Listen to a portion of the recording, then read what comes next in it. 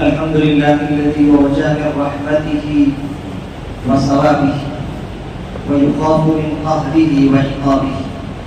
أشهد أن لا إله إلا الله وحده لا شريك له القاهر فوق عباده، وأشهد أن سيدنا ومولانا محمدا عبده ورسوله النذير والبشير بإلقابه، صلى الله عليه وعلى آله وأصحابه. أما بعد، فيا معشر الإخوان، اعلموا أن من آداب المعاشرة الإسلامية إصلاح الجنان باعتدال الخوف والرجاء من الرحمن. وقد قال رسول الله صلى الله عليه وسلم: قال الله تعالى: أنا عند ظن عبدي بي فليظن بي ما شاء. وقال عليه الصلاة والسلام: إذا أذنب العبد ذنبا فاستغفر الله، يقول الله عز وجل لملائكته: انظروا إلى عبدي أذنب ذنبا فعلم أن له ربا يغفر الذنوب ويأخذ بالذنب، أشهدكم إني قد غفرت له.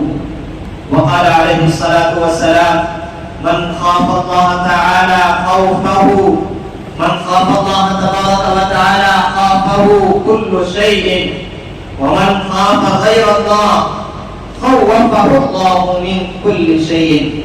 وقال عليه الصلاة والسلام: لا يلج النار أحد بكى من خشية الله حتى يعود اللبن في الزرع. أعوذ بالله من الشيطان الرجيم.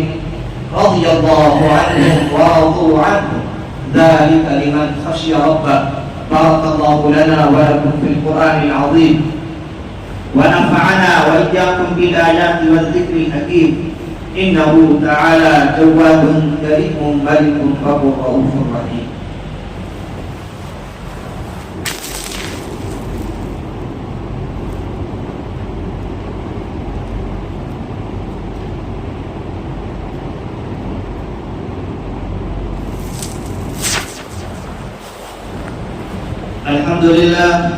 الحمد لله نحمده ونستعينه ونستغفره ونؤمن به ونتوكل عليه، ونعوذ بالله من شرور أنفسنا ومن سيئات أعمالنا. من يهده الله فلا مضل له، ومن يضلله فلا هادي له. ونشهد أن لا إله إلا الله وحده لا شريك له، ونشهد أن سيدنا ومولانا محمدا عبده ورسوله الذي أرسل بالحق بشيرا ونذيرا. إن الله وملائكته يصلون على النبي، يا أيها الذين آمنوا صلوا عليه وسلموا تسليما. اللهم صل وسلم وبارك على سيدنا محمد وعلى آله وأصحابه وأتباعه وأزواجه وذرياته.